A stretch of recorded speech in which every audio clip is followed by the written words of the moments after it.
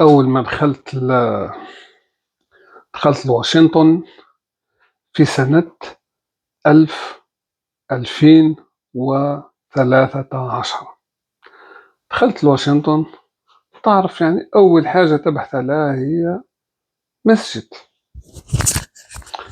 تبحث على مسجد، يعني تجد العرب، الإخوة المسلمين العرب، يعني أنت جديد.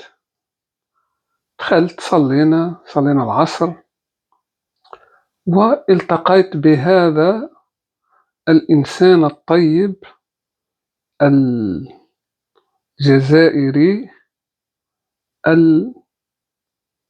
الأمازيغي قبيلي جزائري طيب، في المسجد بعد صلاة العصر، بعد أن تضرعنا لله سبحانه وتعالى وصلينا.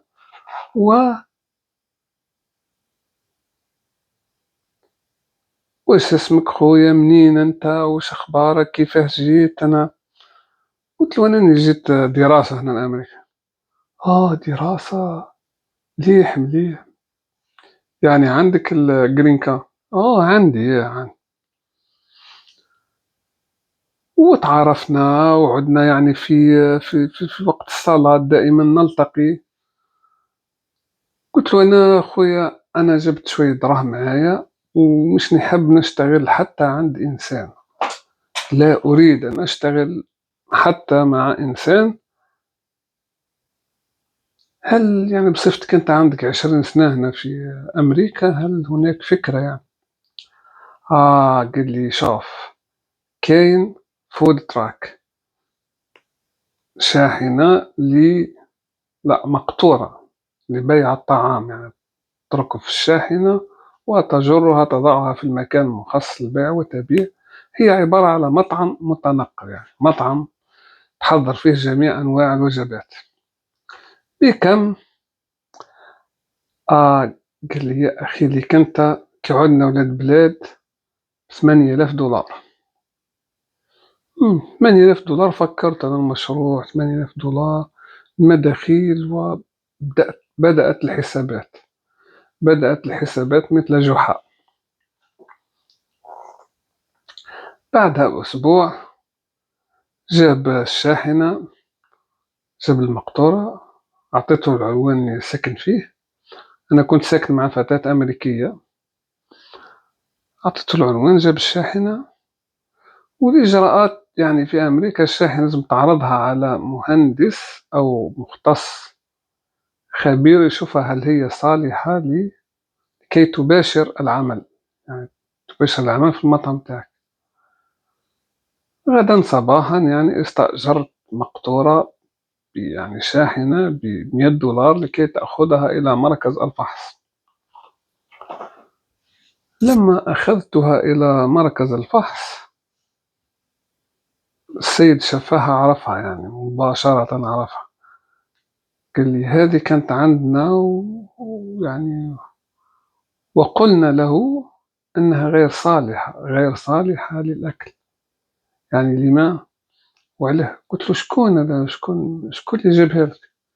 قال لي صاحبها، مولاها، لا داعي لذكر الأسماء. عيطت، الهاتف مغلق. العفسة تاع الجزائريين، الهاتف مغلق. روح البيت ما يخرجش. نعيط للشرطة، قضية مدنية. وش راح يعمل لك الشرطة؟ قضاء وش يعمل؟ اشتريت بلا ما يعني أنا هو الضحية، يعني في كل الحالات متطفرة فيا أنا.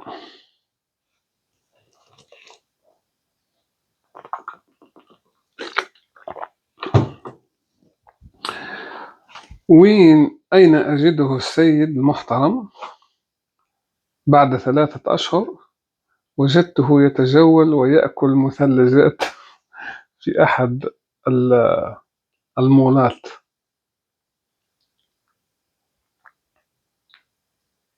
وكان مع زوجته وابنته.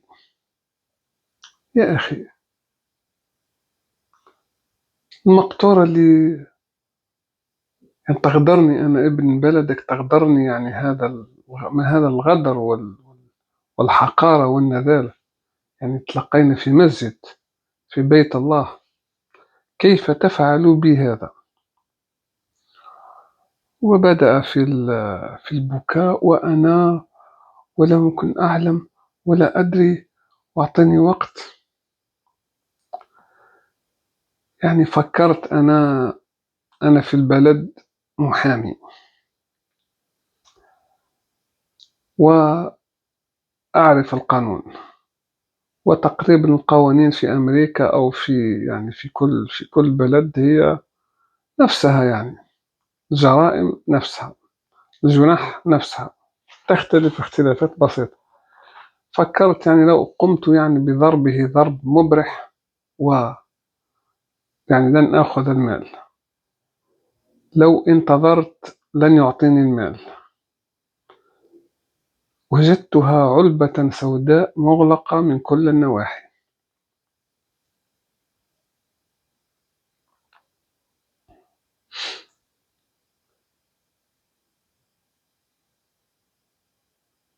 ماذا أفعل؟ أخذت المقطورة وقمت بتصليحها، وكلفتني يعني 3000 دولار أخرى، يعني تقريبا نصف. وفقدت الرغبة في بداية أي مشروع، وقمت ببيعها مباشرة، بيعها. وحتى الإنسان يعني عنده لحد الآن يعني تقريبا 13 سنة أو 12 سنة ما زال يشتغل فيها، والحمد لله. هذه الحكاية فقط لتجربتي الشخصية مع الجالية العربية المحترمة.